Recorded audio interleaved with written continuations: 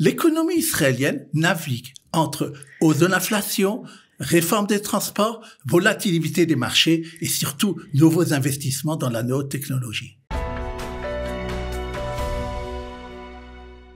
Un plaisir de retrouver notre économiste préféré, Daniel Guggenheim, pour parler de ce qui a buzzé dans la presse israélienne cette semaine, notamment la montée de l'euro, l'inflation galopante, la hausse des prix des transports. Oui, mais ne vous inquiétez pas, on terminera par une bonne nouvelle avec la création d'un fonds à risque pour investissement pour les sociétés israéliennes. Daniel Guggenheim, bonjour et bienvenue. Bonjour. Alors, conséquences sur l'économie israélienne et bien sûr les motifs de la forte augmentation de l'euro. À quoi c'est dû? Oui, tout à fait. Trump a profité qu'on n'a pas fait notre chronique pendant Pessah pour faire n'importe quoi. En vérité, tout ce qui se passe en ce moment, c'est bien entendu, nos auditeurs le comprennent bien, c'est dû à Trump qui zigzague un petit peu. Et cette semaine, ce qui a fait bouger les marchés financiers, ce qui les a effrayés, c'est le fait qu'il ait dit d'abord, je veux qu'un dollar soit faible. Et deuxièmement, il a dit à Powell, c'est le directeur de la banque centrale américaine qu'on appelle la Fed, qui a une politique très dure de taux d'intérêt, tu vas partir. Et donc ça aussi, ça a inquiété le marché financier parce que quand une banque centrale n'est plus indépendante, c'est un peu problématique. Et ces deux choses-là ont fait donc, surtout sur le marché des changes, des grands mouvements. Et par exemple, l'euro, puisque c'est ça qu'on a parlé, qui intéresse beaucoup, je suppose, nos auditeurs, il est passé au dollar autour de 1,15 cette semaine, ce qui n'était pas arrivé depuis 3 ans. Et par rapport au shekel, il a frôlé 4 shekels 30 et ce qui n'était pas arrivé depuis le début de la guerre.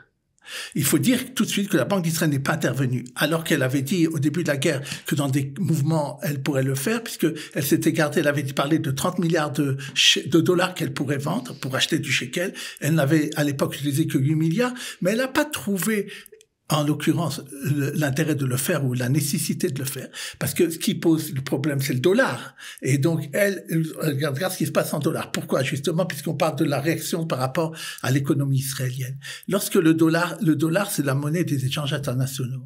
Lorsqu'il est faible, c'est bien pour Israël, parce que, ou même pour le monde, parce que ça fait d'un côté baisser le prix de surtout pour l'énergie. Déjà que le pétrole baisse lui-même, il est autour de $60. Tout ce qui est matière première ou tout ce qui s'échange dans le monde, il vaut moins en shekel. Et d'un autre côté, puisque je parlais pour l'économie israélienne, les exportateurs sont très contents. Parce que surtout quand ils vont en Europe, ils reçoivent maintenant des euros. Et donc, ils ont plus de shekels pour leurs euros qu'ils avaient il y a quelque temps. 3,80 maintenant dépassé à 4,30. Maintenant, ce qu'il faut dire, c'est que j'ai dit, il y a beaucoup de mouvements. Depuis mardi, on peut pas savoir ce qui va se passer après, quoi. C'est parce que il a fait, comme d'habitude, un rétropédalage. Et rétropédalage. Et donc, il a dit qu'il a rien dit contre Powell, et etc. Et que, aussi, il a dit que c'était pas très malin, très malin, etc. Et donc, ça aussi, ça a un peu calmé et ça a fait remonter la bourse américaine. Donc, ça sera sûrement très nerveux ces prochains mois, mais ça s'est un peu équilibré et un peu remonté les bourses. Et alors, le dollar un peu remonté, l'euro un peu rebaissé, mais c'est encore, ça on va dire que c'est les motifs. Alors maintenant, qu'est-ce que ça va avoir comme conséquence sur notre économie? Oui, alors donc on n'a pas d'exportateurs, il faut ajouter encore quelque chose. Les touristes qui viennent de l'étranger en Israël, ça leur coûte beaucoup moins cher. Les hôtels, le manger et tout ça, donc c'est bien. Sauf si les hôteliers décident de monter les prix. C'est possible qu'ils veulent refaire leur marge. Et c'est vrai que vous dites que les prix, c'est un problème récurrent en Israël, que le prix de l'hôtellerie est plus cher que partout ailleurs. On en parle comme à Loch Ness, on en parle sans arrêt, sans vraiment s'occuper de la situation. Mais quand même, de toute façon, pour quelqu'un qui veut venir et qui a des euros, c'est plus facile pour lui. Et donc ça, c'est une chose aussi, donc, qui est intéressante. Une autre chose qui est le pan de ça, c'est évident que pour les Israéliens maintenant, qui adorent aller faire du tourisme, et donc à l'étranger, ça va leur coûter plus cher puisque on pourra avoir moins pour le shekel. Donc c'est ça les répercussions qu'il y a pour l'instant qu'on voit sur le marché et qu'on espère que ça va en tout cas encore affermer la balance commerciale d'Israël et la renforcer, qui est déjà pas mal, quoi, qui est pas trop déficitaire. Alors le lien est tout trouvé puisqu'on parlait de hausse des prix. Eh bien, l'inflation du mois de mars a encore augmenté 0,5%. Bon, alors c'est vrai que c'est plus que prévu, mais d'un autre côté, comme d'habitude, vous êtes plutôt optimiste, Daniel. Oui, tout à fait. C'est-à-dire, il faut remettre toujours, comme je dis, les choses en proportion. J'ai vu les titres dans les journaux, ils adorent faire dramatiser, etc. Et quand on regarde dans l'article, alors on voit que il faut toujours mesurer les choses. D'abord, il faut se rappeler que mars 2024 était aussi un mois où il y a eu énormément d'inflation, 0,8. Et là, j'ai parlé de 0,5. Ça veut dire que sur un an, c'est quand même moins. Et l'objectif du gouvernement est 3%. Et maintenant, on est à 3,3%. Et alors que le mois d'avant, c'était 3,5. Donc, on se rapproche. C'est très important puisque la Banque d'Israël, quand elle verra qu'il y aura plusieurs mois sous les 3%, elle s'est engagée un peu à baisser les taux. On parle du première baisse des taux vers juillet-août. On va voir, ça dépend bien sûr de l'inflation. Alors, justement, c'est intéressant parce que vous avez parlé de lien. Vous avez raison. J'ai pensé la chose. Ce que moi, je vois, c'est que les prix, par exemple, des billets d'avion, et ça compte dans l'indice, nous avons parlé une fois, parce que les Israéliens voyagent beaucoup. Oui, bien sûr. Et on peut maintenant voyager en Europe après Pessah. Donc, il y a un creux. Donc, surtout les compagnies low cost proposent des voyages en Europe, bien sûr en Grèce ou au Chypre, ou même un peu plus loin, pour 15 €. Ça veut dire 60 shekels, un peu plus. C'est le prix d'un billet de taxi pour aller en ville. À condition de le prendre bien à l'avance. Mais non, ça non, existe non. quand même. Pour les low cost, non. Ah non, je parle, oui. Ben, ça dépend des places. Ah, voilà. Mais j'ai encore vu, moi, la presse israélienne a publié, après Pessah, vous voulez voyager, il y a encore des places, donc, ça existe encore. Je sais pas pour chaque destination, chaque jour que vous voulez, mais il y a beaucoup d'occasions, et c'est intéressant parce que, à mon avis, ça va influer sur l'inflation du mois d'avril, que malheureusement, je veux tout de suite le dire, il y a des mauvaises surprises qui nous attendent en avril. On parle un Diplomate qui va augmenter ses prix de 15%. Diplomate, c'est un grand importateur où il y a énormément de produits comme Ariel et autres qui viennent de lui, les produits de lessive. Et le lait, la semaine prochaine, le lait qui va augmenter de 1,5%. Maintenant, je voudrais revenir de deux choses encore sur l'indice du mois de mars qui s'est passé. D'abord, donc, il y a beaucoup, si on regarde l'indice, beaucoup de choses ont augmenté et notamment, il y a une augmentation de 2% pour l'habillement. Je sais pas si c'est lié, je sais que là, ce Pessah, nous on est en Afrique. Les fêtes en général, les gens renouvellent un peu leur garde-robe. Donc, bon. Je sais que j'ai vu que la veille de Pessah, les achats ont été de 20% supérieurs à ce qu'il y a eu l'année dernière. Donc c'est très très important, bien qu'il y a beaucoup plus de gens qui étaient partis à l'étranger. Donc, à part ça, les fruits, et ça nous tiendra pas, ça c'est les fruits frais surtout, parce que ça commence maintenant la nouvelle des fruits qui n'étaient pas avant là, donc c'est normal. Par contre, il y a des petites baisses. Sur, par exemple, la communication et les meubles de 0,4%. Mais donc, c'est quand même un indice où il y a beaucoup de choses qui ont augmenté. Maintenant, les locations, malheureusement, ont augmenté de 3,7% pour les nouveaux locataires. C'est très important. C'est dû au fait que les appartements se renchérissent, en tout cas apparemment, et donc les gens de plus en plus demandent des locations et c'est un problème. Maintenant, ce qui est intéressant encore de noter, c'est qu'il y a une nouvelle polémique entre le ministère des Finances maintenant et les impôts. Pourquoi? On avait parlé souvent dans cette chronique plus d'une fois des stratagèmes, mais des nouveaux stratagèmes des promoteurs au niveau financier pour pas faire baisser les pour les acheteurs. Tout à fait. Maintenant, le ministère des Finances a dit qu'il a vérifié les chiffres puisque c'est ça là-dessus que portait l'indice, puisqu'il y a toujours un délai. C'était sur les 2 derniers mois, c'est-à-dire décembre, janvier.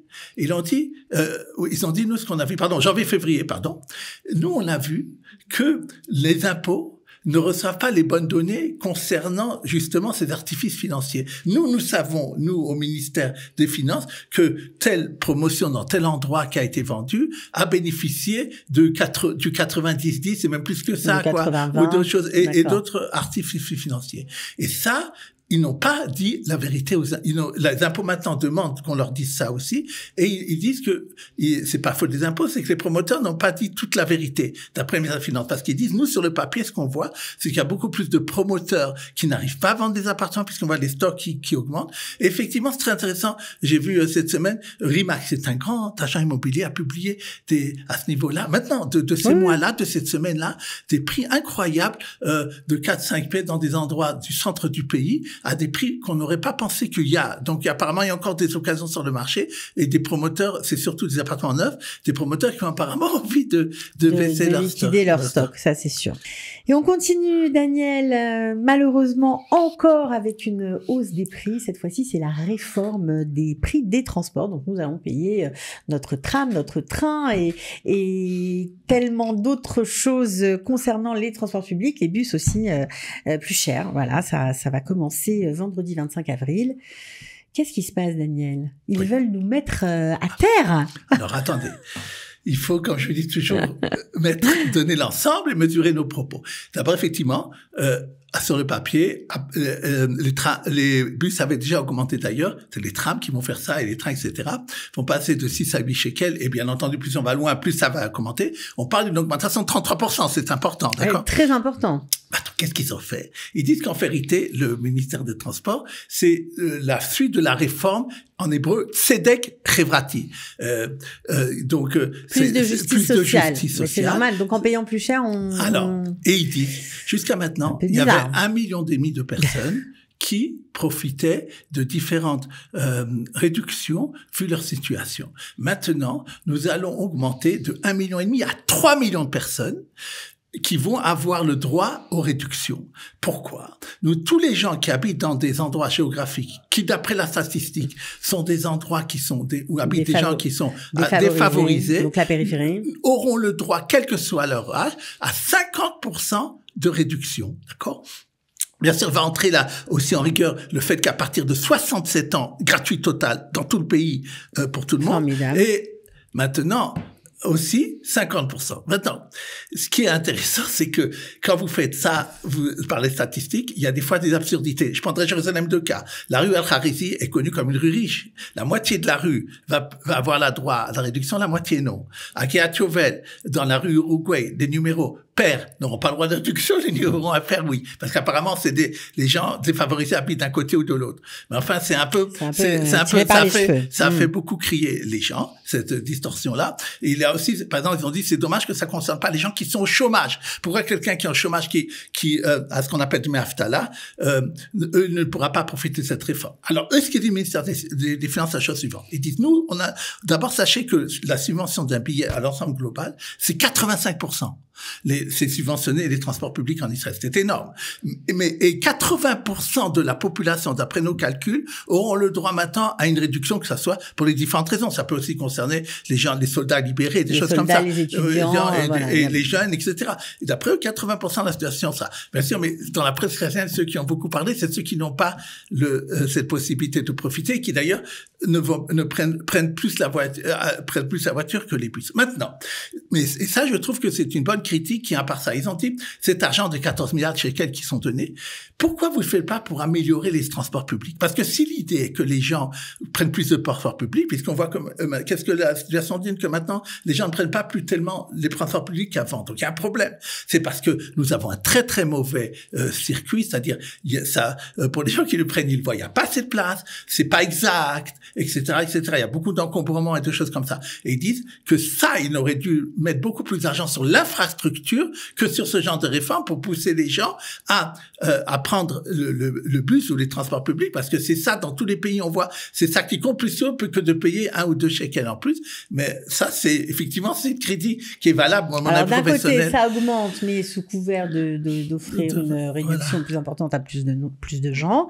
Et d'un autre côté, le désir de faire en sorte que les gens prennent plus les transports publics est toujours tout à fait sur le devant de la scène, en fait. Oui, et c'est intéressant parce que, à mon avis, c'est le ministère des Finances qui fait une erreur. Parce que si on regarde combien pourrait gagner de temps, combien pourrait gagner d'accidents, etc., ça reviendrait moins cher au ministère des Finances après dans tout payer, et si on améliorait ça. Mais enfin, il y a encore du travail. On a encore du travail dans ce domaine des transports, ça c'est évident.